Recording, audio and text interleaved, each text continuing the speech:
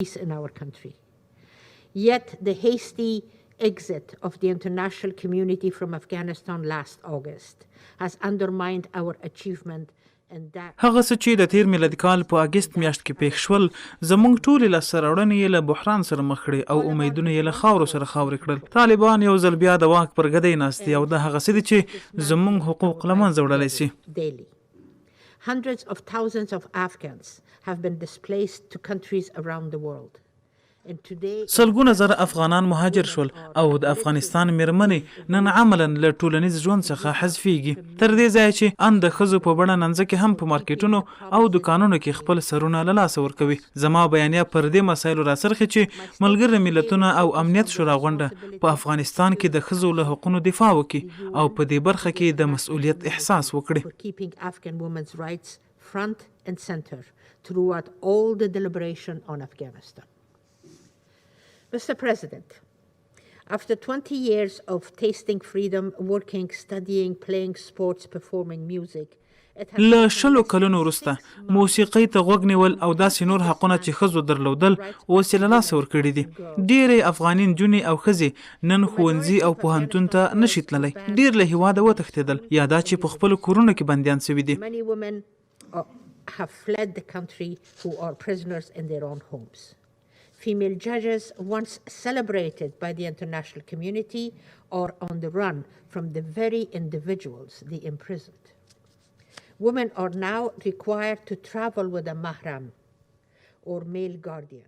افغانه میرمن مجبوره ده چې له یو محرم یا هم یو نارینه سره یو ځای سفر وکړي. یو وخت به میلیونونه ښځو کار کاوه او پیسې به یې ګټلې خو نن د هغوی برخلیک له بحران سره مخ شوی دی. While it feels as though the world has given up on Afghanistan and Afghan women, we have not.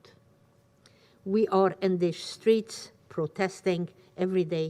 مونږ په واټونو او سړکونو کې هر ورځ لاریون کوو. سره له دې هلته وسلې، مهمات او تهدیدات هم شته خو مونږ ورسره عادي یو. But we need your political support and resources to succeed. We need you to stand by us and ensure that Afghan women are equal partners in making decisions about the future of مونږ عدالت غواړو او هڅه کوو چې د خلکو ځپل پای ته ورسیږي خو د دې موخې لپاره ستاسو سیاسي ملاتړ او سرچینو ته اړتیا لرو. تر څو بریالي شو مونږ له تاسو غواړو چې له مونږ سره په څنګ کې واوسئ. له تاسو غواړو چې پر طالبانو فشار راوړئ چې دغه محدودیت لري کړي او ښځو ته بیرته خپله لومړنۍ ازادي ورکړي. And Parwana Ibrahim Khail, when you hear that they have been taken from their homes for protesting against the hijab. میرمن زریاب او ابراهیم خیل دواړو لاریون کړی وو له خپل کور نه وتښتول سوي. که تاسو واقعا ادعا کوئ چې موږ له تاسو سره یو نو د دغو مواردو په اړه باید سکوت ونه کړئ. We are in the midst of a catastrophic humanitarian crisis. کله چې طالبان د قدرت په راس کې واقع شوي دي یو انساني بحران رامنځته شوی دی. فقر خپل اوج ته رسیدلی دی. نیمایي خلک د خوړو مرستې ته اړتیا لري. ډیری داسې کورنۍ هم شته چې خپل اولادونه خرڅوي یا خپلې لورګانې واده کوي تر څو د خوړو او غذایي موادو پیسې پیدا کړي. زموږ روغتونونو کې درمل نشته او په کافي اندازه وسایل هم نه لرو. په ځانګړي ډول له کورونا سره د مبارزې وسایل. System to address gender-based violence or endangering women. زما د هیواد خلک وایي مونږ څه کړي دي چې داسې ورځ را باندې راغلې ده. څوک نشته چې ځواب ورکړي. د ملګرو ملتونو نړیوالې ټولنې او امنیت شورا مسؤلیت دی چې هر څه په وس پوره وي ترسره یې کړي. ډیره مهمه خبره ده چې تاسو په دې شرایطو کې له بانکي سقوط او اقتصادي رکود څخه مخنیوي وکړئ. بشري مرستې طالبان نه اخلي. بشري بنسټونه یې ترلاسه کوي بیا یې پر خلکو ویشي. په دې برخه کې باید له ښځو هم کار واخیستل شي. Mr. President, while humanitarian assistance is critical to managing short-term needs, the collapsing banking system and economy must also be addressed.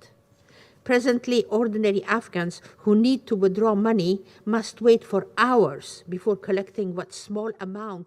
افغانان چې وغواړي له بانک څخه پیسې ترلاسه کړي باید ساعتونه انتظار وکړي تر څو دا پیسې ترلاسه کړي. قیمتي ډیره ده او 9 میلیون کارونه افغانانو له لاسه ورکړي دي.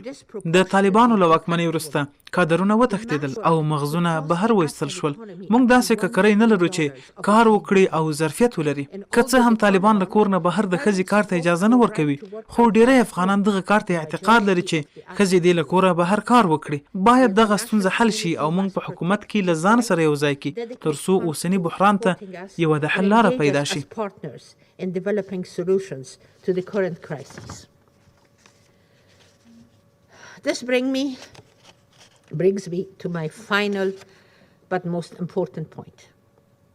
The people of Afghanistan, especially its women, see the dilemma the world currently faces regarding how to engage with the Taliban while addressing the present urgent needs of Afghans. سیاسي وضعیت بدل شو. په دې کې د افغانستان خلک باید تر فشار لاندې رانه شي. چیرته چې خلکو رول نه لره ولې باید وځورول شي؟ نړیوال نهادونه باید له تحولاتو څخه څارنه ترسره کړي او اطمینان ترلاسه کړي چې طالبان خپلې وعدې پوره کوي. نړیواله ټولنه باید له طالبانو ویره ونه لري او خپل ټول امکانات دي د هغوی پر وړاندې وکاروي تر څو له لاسه تللي حقوق بیرته ترلاسه شي. بشري حقوق او د ښځو حقوق باید د ټولو ناستو او مذاکراتو یوه مهمه برخه وي. له طالبانو څخه باید تعهد واخیستل شي چې بشري حقوقو او د ښځو حقوقو ته احترام ولري. او اوس د اقداماتو وخت دی. موږ نشو کولای بیرته شاته لاړ شو، خو کولای شو له نورو لارو او طریقو څخه کار واخلو.